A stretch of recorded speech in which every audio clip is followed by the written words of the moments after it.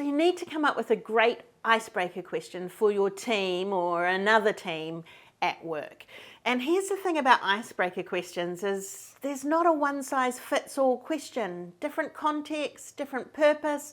What lands at work might not land at a dinner party, and what lands at a dinner party might not work at work. So in this video, I share 5 questions that are really helpful icebreakers in a work environment, and I share the little secret about what makes them work at work.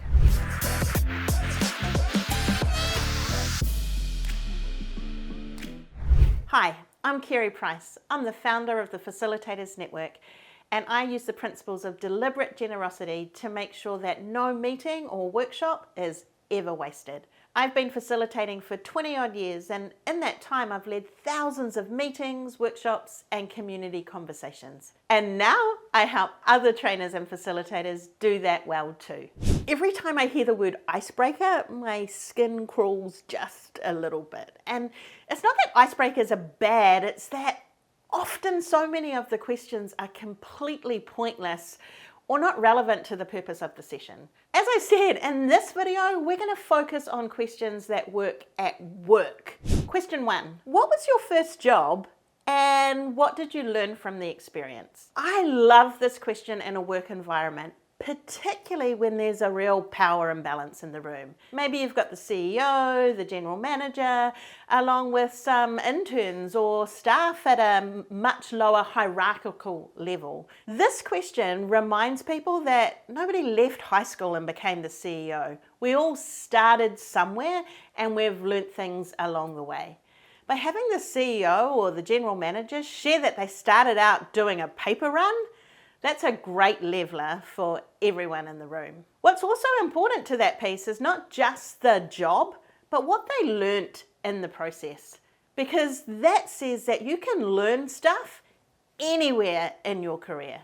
Question 2. What's a compliment you received that you still remember? Have you ever noticed that people can give you different compliments all of the time, and some of them really stick and you really remember them, and others just kind of float away? What's interesting is that the compliments that stick and that you always remember are usually about things that are important to you, things you value about yourself. So by inviting your team to share compliments that have really stuck with them, it highlights the values or the ways of being that they would like to demonstrate.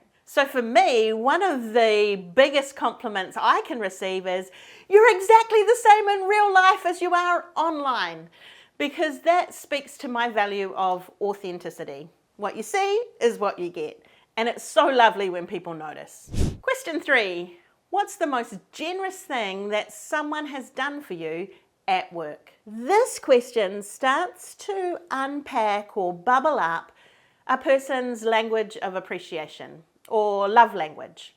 We all like to be appreciated in different ways. Some of us like words of encouragement, some of us like acts of service, gift giving, quality time. And when people think about the most generous thing that someone has done for them at work, it usually speaks to the way they like to be appreciated. I remember years ago I was volunteering in a not-for-profit organisation, and one of the staff members gave me a box of herbal tea bags, and on every little tag at the end of the tea bag, she'd written some words about what she appreciated about me. Now, I'll never forget that because it speaks to my 2 languages of appreciation, words of affirmation and gift giving, all bundled into a simple gift. So being generous doesn't necessarily mean expensive or lots of time.